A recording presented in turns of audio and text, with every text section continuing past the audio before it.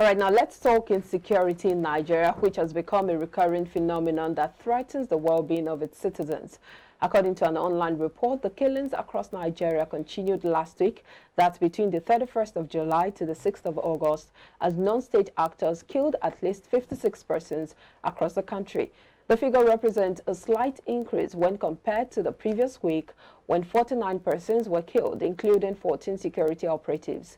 Out of the total figure for last week, 7 were police officers, while the remaining 49 were civilians. A total of 13 incidents were recorded across 5 geopolitical zones. Only the South-South geopolitical zone recorded no incident. Now, we still have with us Mazi Chinedum Obioha, a public affairs analyst, to help us further analyze this issue. Thank you for staying with us, Mazi. It's my pleasure. Thank you very much. This spate of insecurity is not a new phenomenon, but looking at the numbers just within last week, what are your reactions? It's something as the monkeypox we talked about that increased just within a week. 24 cases, and today there's no day we don't talk about insecurity. And we begin to ask ourselves, when shall that come to an end? It leaves much to be desired. And it's worrisome. These are not, they are human beings, they are not animals. The way people are being slaughtered, the way people are being killed, the way people are being, we have been reduced to nothing. Our lives have been reduced to nothing. So it's unfortunate that under 1 week, there's no part of Nigeria that is safe. I'm just coming from the southeast. The fear of the fear of the unknown gunmen is what is happening. You cannot travel in any highway, on any wide highway within Nigeria and you'll be happy. Is it from here to Abeokuta, Shagamu, Ore, Benin, Asaba, Onitsha, Southeast Onitsha, Enugu, Aba, Owerri. Nowhere is secure. Is it Sokoto, Zamfara, Tarata, Mafra? Is it Yobe, Babangida, Dapchi, Bamari? Where is secured? You talk about Bauchi area. Is it Biliri? There's nowhere that is secured. And the Nigerians are being slaughtered. Nigerians are being made to bleed from the nose, from the eyes, from everywhere. It's unfortunate. But you mentioned that these people are being attacked by unknown gunmen, and this is the phrase that we've been using for a long time now. But are these people really unknown? I knew why I mentioned unknown gunmen. That's a language. That's language in the southeast. But here, west and the north, you talk about bandits, talk about kidnappers, talk about Boko Haram. So all of them put together, are they not killing human beings? The most unfortunate thing is that they are killing both Christians, they are killing both Muslims, they are killing non-even Christian, non-Muslims, everybody.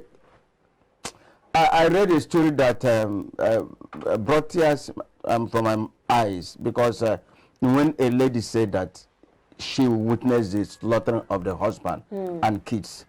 I mean, God is no longer happy with us. As we are no longer happy with our security apparatus, we are not. God is not happy with Nigeria. The blood that has been shedded here on the. That is why it will take the grace of God. It takes God's forgiveness to forgive Nigeria, because we have shed an innocent blood that is crying, just like that of Esau and Cain.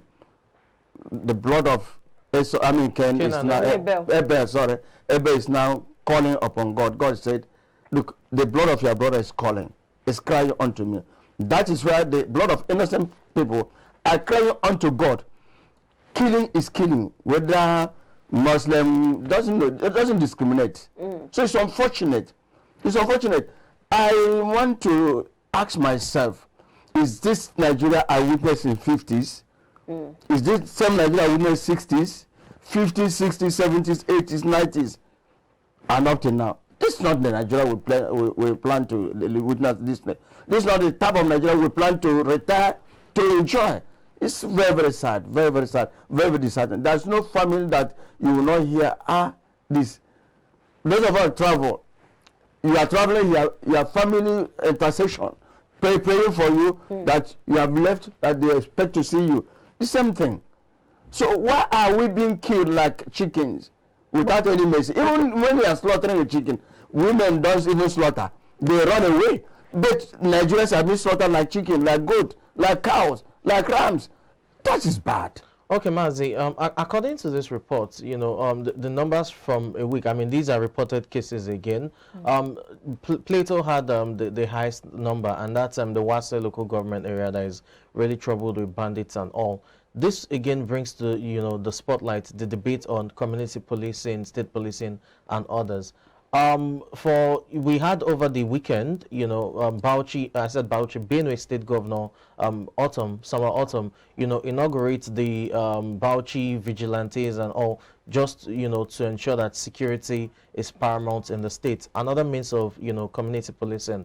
The question then will be, for a state like Plateau, for example, where, I mean, the Wase local government area has been really, really troubled in recent times. Do you think the governor there or the government as a whole should adopt community policing in that state? It's late. Just like what happened in Benue, I read it. But and people are saying that it's better to be late than never, exactly. So now the question you're asking me, why has the governor not done that something to protect his people? Even before the escalation of the killings all over, Plateau states have been suffering. Crises have been there all over. I remember, Plateau State used to be where people go for some vacation. I remember I was in Jos, 1982, when I was in Meduguri. From there, I went to visit my brother. The only people, they have very fine weather. Vegetables there, fruits are there. It's referred to as small London. Yes, people like to go there for picnics, vacation. Even the European countries, some of the Yibos, let me use that word, they come there for vacation. I mean, I don't know what has become the state of Plateau now. Killing. At times we wake up, a community has been wiped out. So I think the government, look, protect your people.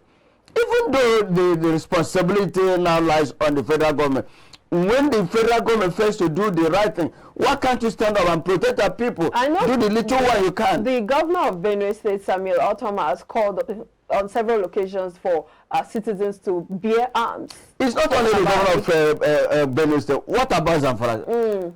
But do you agree to that submission? Yes. Are you asking me? Who will be happy to see his or her child slaughtered? You do something to protect them. Untrained people. Hold on. Let me answer you. Okay. You see, the issue is this: when people are being slaughtered every day, and the person whose responsibility it is to protect you fails to do it, you will now go out and say, look, it's better I will die. If I die, let me die, to make sure that my people are protected. That is why I'm elected, to protect them, right? Now, as I was coming, they talked about one radio station called me about security votes for the governors. That is fraud. It is meant for the governor to use to buy, to secure, to help, to secure his people. But they corner it. Now you are talking about bearing of arms. Yes, bearing of arms. If the foundation is weak, what will the righteous do? If the persons whose responsibilities are and is to protect you, fair to protect you, you will make sure that you protect yourself. That is what you are saying. But it amounts to anarchy. It amounts to lawlessness. Now, that of Benue State, train them. I saw them. They were trained, just like what is happening in Lagos, right? Train them, arm them. But will that solve the problem? These people they said that it's going to procure AK-47. Train them on the usage and the license them. That is a systematic failure from the federal government. Because an individual is not expected to handle AK-47. We started seeing this Even policemen don't bear AK-47. That's right. We started seeing when the bandits, when the kidnappers, when the Boko Haram started having it. I remember our president said, shoot aside anybody with AK-47. We had it. How many persons have been shot aside? How many persons have been arrested? Right? There was information we had yesterday. Let me use the word allegedly that a soldier committed suicide. Right? What happened? He said they had instruction not to shoot and kill the Boko Haram. But this man is a Christian. He said it should be against his own conscience that he will not defend the people. He shot them, and he was shortlisted for court martial. He shot himself and dropped. It was said yesterday, I had it. So that is the failure of a person whose responsibility is to protect you. So what you're asking me, it amount to anarchy. Lawlessness, anarchy. But what do you do? What do you do? Are you saying we're at our wit's end now and that's the only option? Yes. Nigerians are left with that option to make sure that before you kill somebody. You think? But it will not go well. It's not going to solve the problem. It's going to cause problems. It's going to cause confusion. There'll be lawlessness in the country. That people will be shot, indiscriminately. But that is not what we bargained for, brethren. That's not what we bargained for. We voted these people that they will protect us, they will save us, and make life meaningful for us to enjoy. But unfortunately, the reverse has been the case, that we are now being, look, do you know the amount of money being chucked in this private security effort? It should have been used to develop, it should have been used to do other things, it should have been used to pay, attend to workers' welfare. But it's not before the advent of this administration, there was nothing that Amoteco, right? There was no. What would have been said that we want community policing? Yeah. Because these are people that will be recruited within your locality, right? They know these people. There was an incident in my village, and they said the vigilantes there should be held responsible because they know those people. That's not how a stranger will come into a community. One or two persons will not know.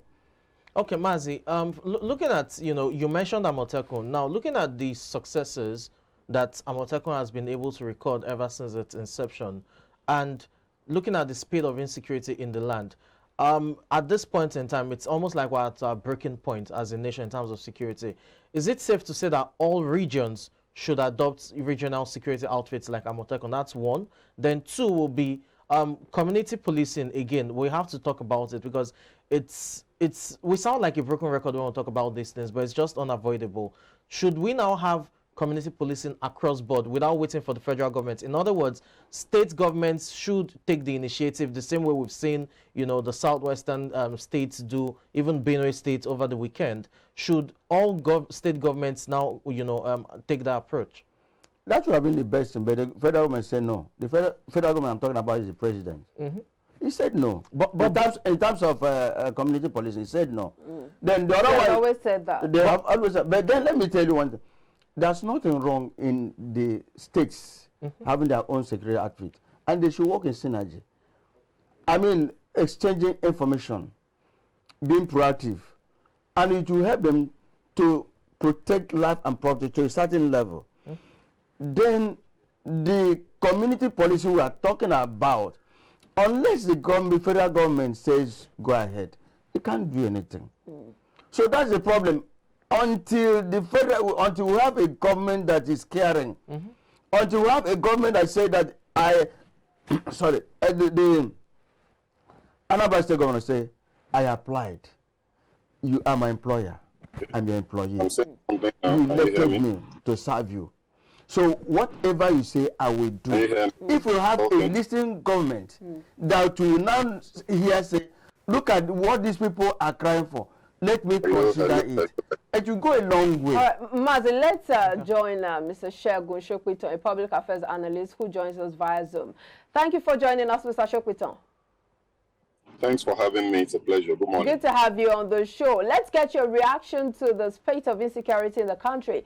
56 persons were killed within 1 week. What are your thoughts on that? It's very, very sad and very unfortunate where we find ourselves. It would appear as though we now live in a country with large ungoverned spaces, you know, and those ungoverned spaces include cities, you know. So the argument has been, do we actually still have a government, you know, because for you to say that you are a government, it's not just by occupying position. It is by delivering on the social contract and on the promises and the covenants made in the constitution of the country that you govern. And one of those covenants, obviously, without having to say much, is the securing of lives and property, because without security, everything else pales into insignificance. You can't have an economy without security. You can't have healthcare, education. You know, people must be alive before they can live. You know, so it's really, really sad that it looks as if our government is totally and completely overwhelmed. Our president has been reduced to issuing orders and threats to his own people, you know, and by the way, to his own constituency, because he is a former military man. And one of the reasons that he was supposedly brought in 2015, was because he's a former soldier, and it was, you know, we all remember him saying, oh, within 6 months, Boko Haram will be gone. Instead of Boko Haram being gone within 6 months, they have metamorphosed into a hydra-headed monster. All right, Mr. Ashokweton there talking to us on this issue of insecurity in the country.